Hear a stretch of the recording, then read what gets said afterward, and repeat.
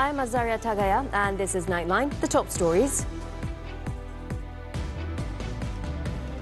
MACC to focus on eradicating brand corruption in the new year. And holiday horror leaves at least 7 dead in 4 separate accidents.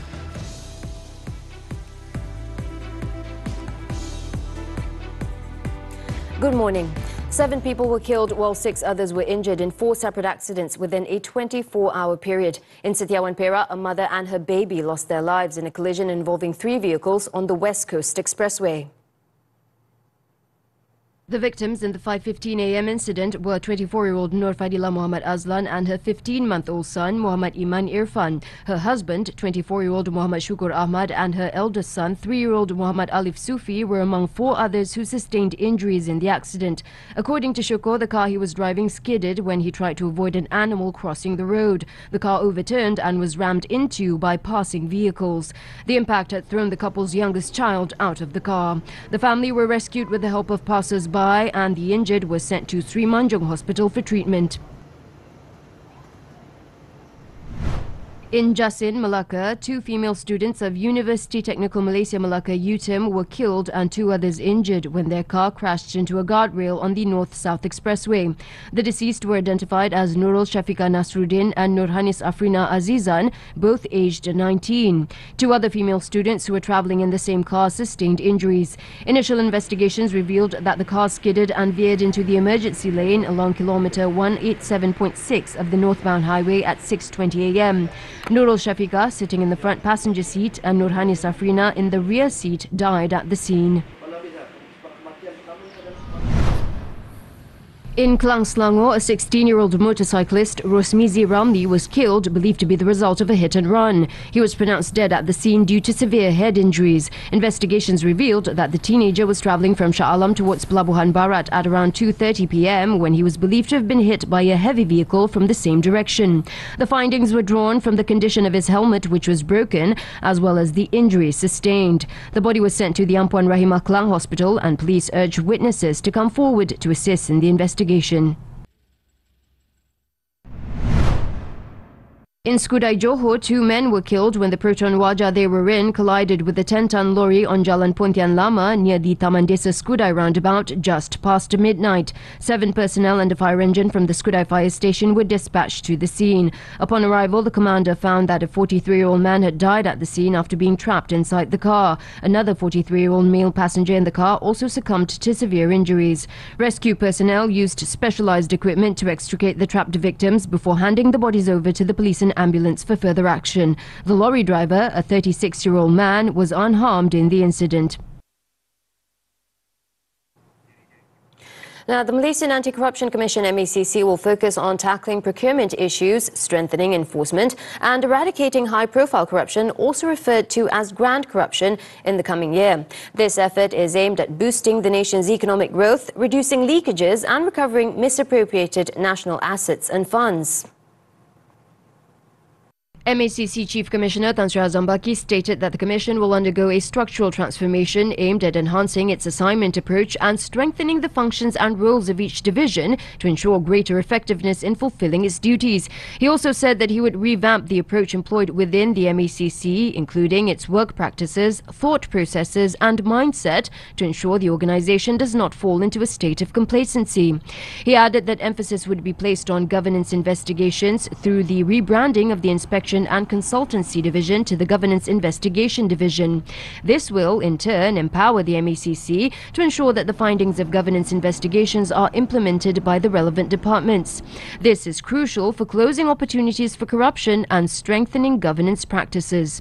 In addition, Azam stressed that the MACC will review all standard operating procedures SOPs related to the Chief Commissioner's standing order to address the current challenges, as corruption cases are getting more complicated and complex. Previously, when tabling the 2025 budget, Prime Minister Dato' Sri Anwar Ibrahim announced that the MACC's allocation would be increased to 360 million ringgit in 2025, up from 338 million ringgit received this year. He also said the government has given full freedom for the MACC to investigate and take strict action to bring corruption offenders to justice. No Malaysians in Mozambique have been affected by the ongoing unrest, which has primarily impacted urban areas, including the capital, Maputo. Wisma Putra, in a statement on Thursday, said that the High Commission of Malaysia in Pretoria, South Africa, is closely monitoring the situation on the ground. According to the Foreign Ministry, the High Commission has been in regular contact with the 20 Malaysians currently residing in Mozambique through the Honorary Consul. At the same time, Malaysians in the country or those requiring assistance are urged to register their presence with the High Commission via e-consular and maintain regular communication with the mission. Those in need of assistance or further information can contact the High Commission of Malaysia in Pretoria using the details provided on the screen. The ministry also said that Malaysians with no urgent need to travel to Mozambique are strongly advised to defer their travel plans at this time. In the meantime, a prison riot in Mozambique's capital Maputo left at least 33 people dead and 15 injured. Police General Commander Benedino Rafael said about 1,534 people also escaped from the prison in the incident, but 150 have been recaptured. While Rafael blamed protests outside the prison for encouraging the riot, Justice Minister Helena Kida said the unrest was started inside the prison and had nothing to do with protests outside. The prison riots began a day after 21 people were killed in the unrest that ensued after the judiciary confirmed the victory of presidential candidate Daniel Chapo on Monday. Telegram and Tencent's WeChat have initiated the process of obtaining a license to operate in Malaysia. Malaysian Communications and Multimedia Commission MCMC stated that both platforms are expected to meet the necessary requirements soon. In a statement on Thursday, MCMC said that the licensing requirement, set to take effect on January 1st next year, aims to enhance online safety and user protection, as well as strengthen regulations over internet messaging and social media service providers. At the same time, the Commission also urged all service providers who meet the licensing conditions to submit their applications before the December 31st deadline. Failure to comply with the licensing requirements could lead to legal action. In July, MCMC announced that social media platforms and messaging services with more than 8 million users in Malaysia must apply for a license as part of efforts to combat cybercrime. The framework is designed to create a trusted and safe online environment by urging service providers to protect users, especially children and vulnerable groups.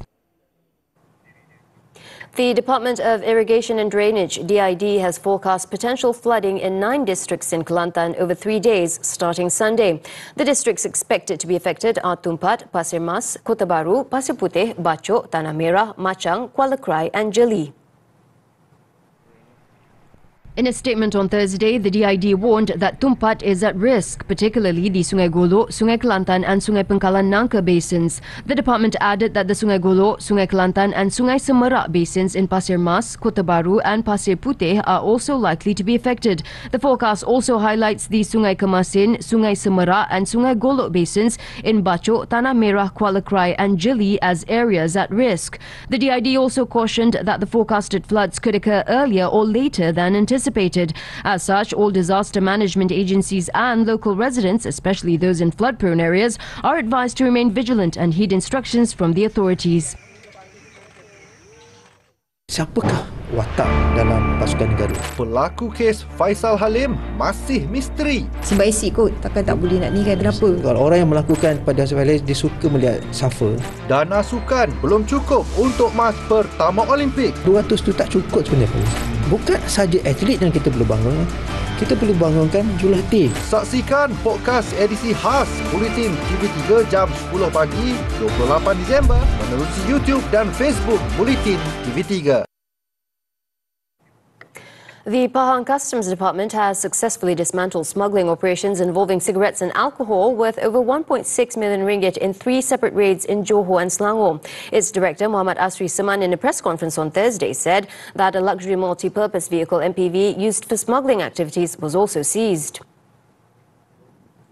In the first raid on December 3rd, over 449,000 sticks of cigarettes, estimated to be worth more than 350,000 ringgit, including unpaid duties, were seized from a house in Ulu Tiram, Johor, which was being used as a storage facility for krete and white cigarettes. The second raid on December 10th saw the department seize an MPV near a housing area in Tebrau, also in Johor, which was found to be carrying over 380,000 sticks of cigarettes with more than 300,000 ringgit. The vehicle also used a fake registration number, which could be changed exchanged remotely. In the third case on December 12th, customs officers seized a container falsely declared as carrying wallpapers at Port Klang Selangor. Checks revealed 52,800 cans of beer lacking proper import permits, valued at more than 951,000 ringgit. Another cat's carcass has been found on the grounds of University Malaya, following earlier reports of 5 cats allegedly found killed on campus. This time, however, a dog was also reported dead under similar circumstances. The matter was revealed in a statement by the University Malaya Student Union KMUM that had gone viral since Wednesday. According to the statement, the discovery was reported to the security office and a police report was lodged. The union said they are in the process of obtaining CCTV footage. They had also issued a request to the security office to tighten access to the campus. Meanwhile, Kuala Lumpur Police Chief Datuk Rusdi Muhammad Isa confirmed that a report on the incident had been received and said the matter was still in the initial stages of investigation. On Thursday, social media had been flooded with reports of a cat and a dog believed to have been killed in the same gruesome manner, with their abdomens slit open and intestines removed. The post suggested that at least 2 individuals may have carried out the crimes, operating discreetly to avoid detection. There have also been suspicions that anesthesia could have been used to silence the animals during the attacks. In response to the incidents, a group of volunteers concerned for the animal safety had reportedly rescued some 22 stray cats at the university.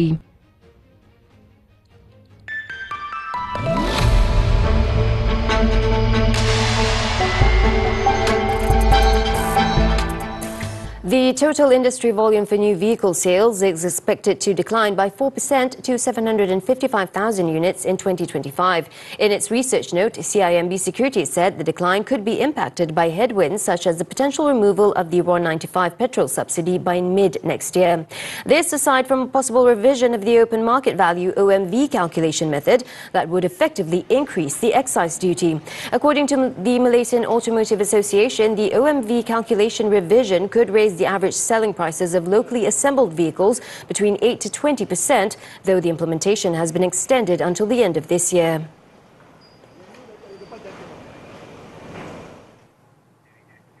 China's yuan hovered near a 13-month low in holiday-thinned trading on Thursday, not far from breaching a key threshold as widening yield differentials between the world's 2 largest economies continued to drag the currency. As at noon local time, the onshore yuan was 0.07% lower at 7.2990 to the US dollar, not far from the psychologically important 7.3 mark, and a 13-month low of 7.2999 hit last week. The offshore yuan traded at 7.3039 yuan per dollar, while the onshore yuan has lost 2.76% so far this year, set for its 3rd straight yearly loss, hurt by persistent deflationary pressure, property market woes and investor worries over US President-elect Donald Trump's tariff threats.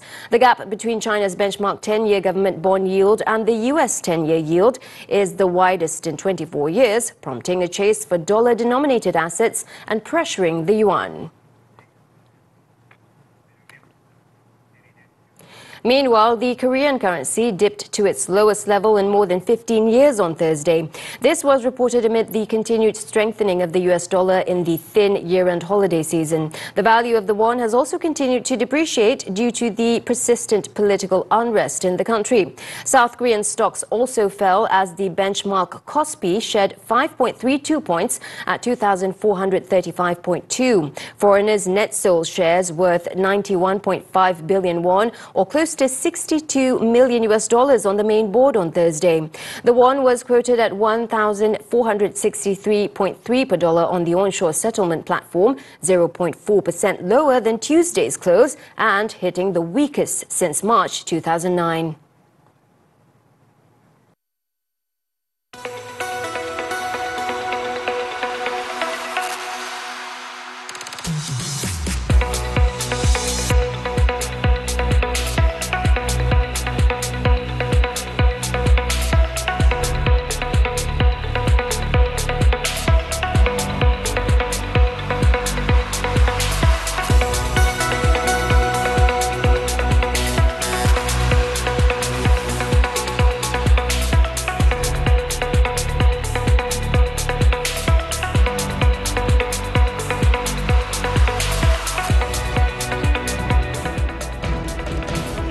LeBron James and Steph Curry produce a Christmas feast. Sports after this breather.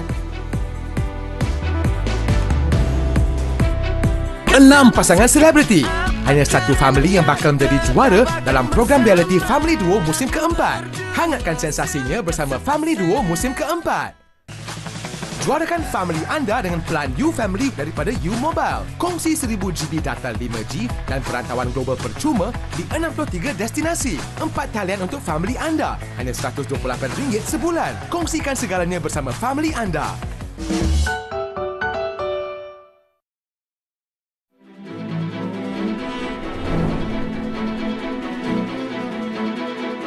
Cari satu kaedah macam mana kita nak stop plastik from entering the sea. Sampah-sampah yang daripada Shah Alam, Kuala Lumpur akan turun ke Kelang. Kalau mayat dewasa tu dah biasa dengar, tapi apa yang kami jumpa ni adalah mayat seorang bayi. Majalah 3 eksklusif.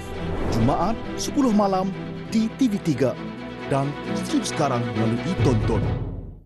Kucing anda ada personality superstar? Inilah masa si comel sertai pertandingan Cat Fashion Week. Hantar video 1 minit paling bergaya. Email ke contest@tv3.com.my atau muat naik ke media sosial sebelum 31 Disember. Jangan lupa hashtag kucing terpilih bakal melangkah ke pusingan seterusnya dengan hadiah menarik. Info lanjut di TV3 Malaysia. Jadikan si bulus anda super meow terfamous.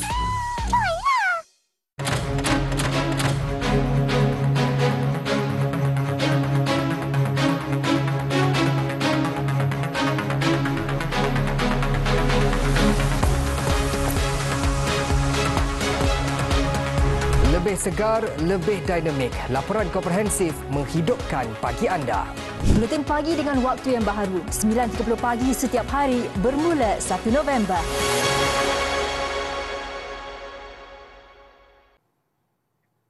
On to sports now. Several sports are expected to see big changes in 2025, a year lacking the biggest global showpiece events, but still busy. Among the sports to be affected are football and tennis. Football will add to the load with an expanded 32-team FIFA World Cup in June and July in the United States. While it has many critics, it will certainly be a tournament that, unlike previous editions, will be hard to ignore. Tennis is also moving into the future at pace with tradition, making way for innovation and the need to capture market share in an increasingly saturated landscape. Who would have ever thought that Wimbledon, of all places, would get rid of line judges from its lawns in favour of Hawkeye technology and computer-generated voices? But that is exactly what fans will witness at the All England Club this year. Saudi Arabia's insatiable appetite to keep shaping the sporting map is unlikely to diminish anytime soon, and many will see the kingdom's staging of the inaugural Olympic esports games next year as a precursor to a future bid for the real thing. Turning to basketball now, the NBA, LeBron James and Steph Curry served up a Christmas Day feast as their rivalry delivered another classic, with the Los Angeles Lakers edging the Golden State Warriors 115-113. In an anticipated Christmas Day showdown, the 36-year-old Curry and James had traded three-pointers down the stretch as fans were treated to a thrilling finale from the two future Hall of Famers. James put up 31 points and 10 assists, while Curry's 38 points included 8 15 three-point shots. Towards the end of the game, Curry made a stunning 31-foot three-point throw with 7.1 seconds left on the clock to tie the game, only for Austin Reeves to win the game for the Lakers with a driving layup with 1.1 seconds left. The victory puts Lakers 6th in the Western Conference, while the Golden State Warriors sit in 10th.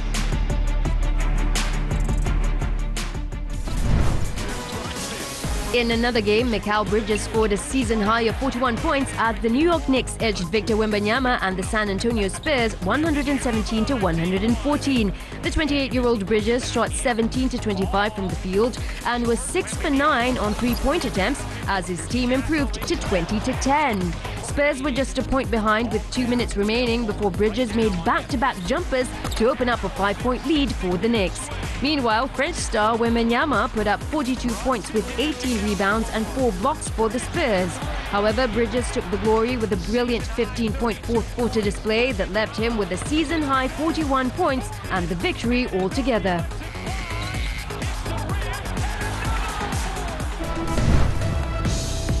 Speculation mounts over cause of Azerbaijan plane crash. The details when Nightline returns. A woman's spirit is boundless. So grab your coffee cups and wear your sassiest smile. Because this season, we're louder than ever. We talk career, health, finance, relationships, and everything in between. Women's Talk is here to empower and inspire you. Join us on Women's Talk every Saturday, 5 p.m. only on TV3 and stream now on Thursday.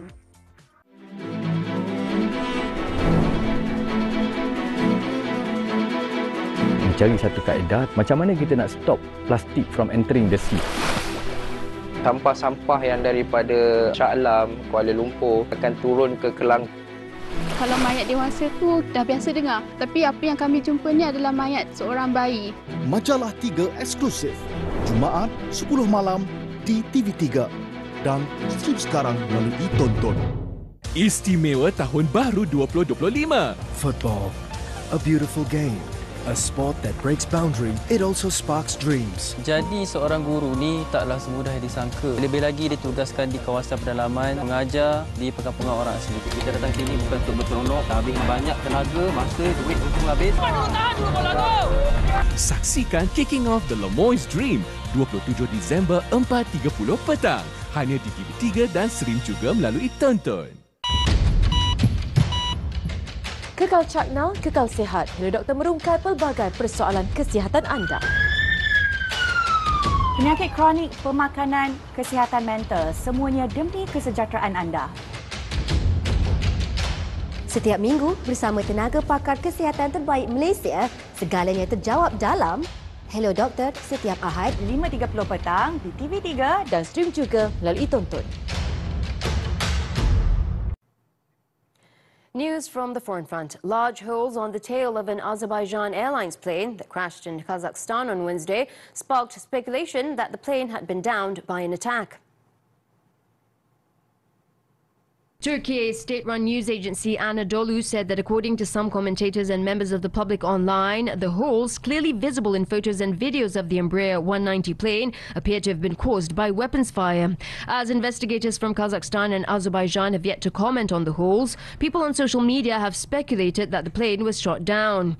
Meanwhile, the Kazakh Transport Ministry said Thursday that staff from its Department for the Investigation of Transport Accidents and Incidents are currently in the field stage of their probe. The plane, which was flying from the Azerbaijani capital Baku to the Russian city of Grozny in Chechnya, came down in a field near Aktau in Kazakhstan on Wednesday after veering hundreds of miles off its planned route. The Kazakh Emergency Ministry said that 7 of the 38 people killed in the accident were identified so far, adding that 6 injured people remain in intensive care. At least 5 Palestinian journalists were killed after the Zionist regime targeted a broadcast van close to a hospital in central Gaza on Thursday. The journalists from the Al-Quds Today channel were covering events near Al-Auda Hospital, located in the Nuseirat refugee camp, when their broadcasting van was hit by an Israeli airstrike. The Zionist military, however, said the victims were members of Islamic Jihad posing as media workers. Meanwhile, medics said the 5 were among at least 26 people killed in Zionist air assaults across the Palestinian enclave before dawn. At least 13 other people were killed and 25 wounded in a Zionist airstrike on a house in Gaza City's Zaytun neighborhood, while another strike on a house in the suburb of Sabra killed 8 more people. The attacks came a day after Hamas and Israel traded blame over their failure to conclude a ceasefire agreement, despite progress reported by both sides in past days.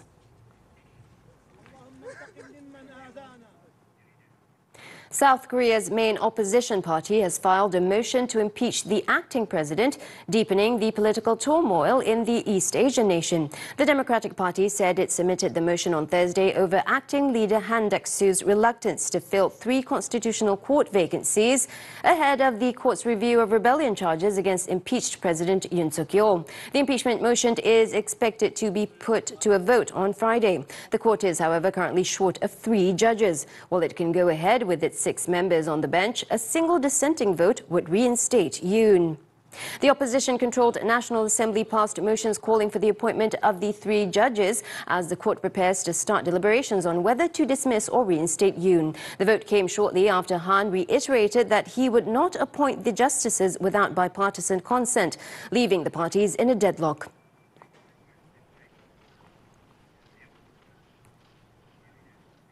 Taiwan's former presidential candidate Ko Wen-je has been charged on Thursday for allegedly accepting bribes and misusing political donations. Ko was indicted by prosecutors following probes into alleged corruption in the redevelopment of a shopping center in Taipei during his time as mayor of the Taiwanese capital and campaign finance irregularities during his 2024 presidential run. The Taipei District Prosecutor's Office said that it was seeking a sentence of 28.5 years in prison for Ko, who was accused of accepting $522,392 in bribes and embezzling donations of more than $2.1 million. Prosecutors also announced charges against several members of Ko's Taiwan People's Party over the misuse of political donations. Ko previously denied wrongdoing in a real estate development case following his arrest in August, though he acknowledged the misreporting of campaign funds. Japan Airlines said its systems were up and running again after a cyber attack on Thursday caused delays to domestic and international flights. According to the airline, the cause and extent of the malfunction have been identified and the system has been restored. It added that the large data attack did not leak any customer information and safety was unaffected.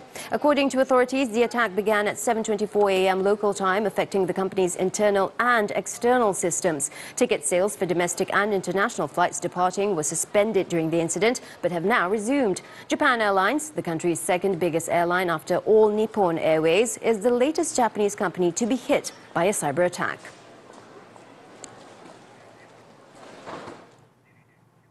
Members of the Syrian police have been killed in an ambush by forces loyal to ousted President Bashar al-Assad in the Tartus Governorate in the latest security challenge for the new administration that came to power about 2 weeks ago. Its Interior Minister Muhammad Abdul Rahman said on Thursday that the remnants of the al-Assad government in Tartus had killed 14 police members and wounded 10 others, promising to crack down on anyone who dares to undermine Syria's security or endanger the lives of its citizens. Reports stated that the security forces were ambushed as they tried to arrest a former officer in connection to his role at the notorious Saidana prison close to the capital Damascus. Earlier, Syrian police imposed an overnight curfew in the city of Homs after unrest there linked to demonstrations that residents said were led by members of the minority Alawite and Shiite communities.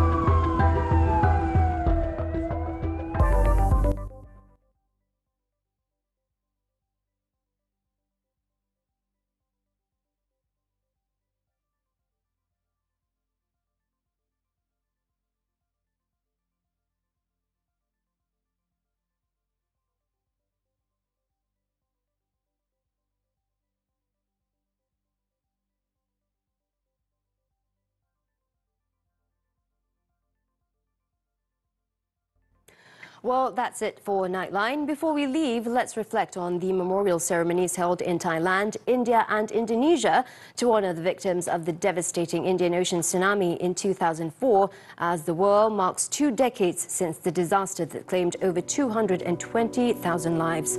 With that, I'm Azaria Tagaya. Thank you for watching, and we'll see you next time.